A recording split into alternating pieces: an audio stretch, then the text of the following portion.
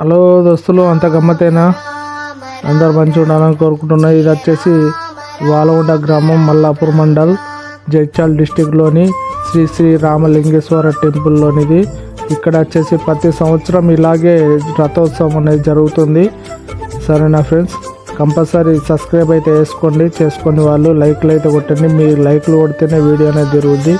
నాకు సబ్స్క్రైబర్లు రావట్లేదని కొంచెం నేను డిలే చేస్తున్నాను. మీరు మాత్రం చూసి వెళ్ళిపోతుండ్రు.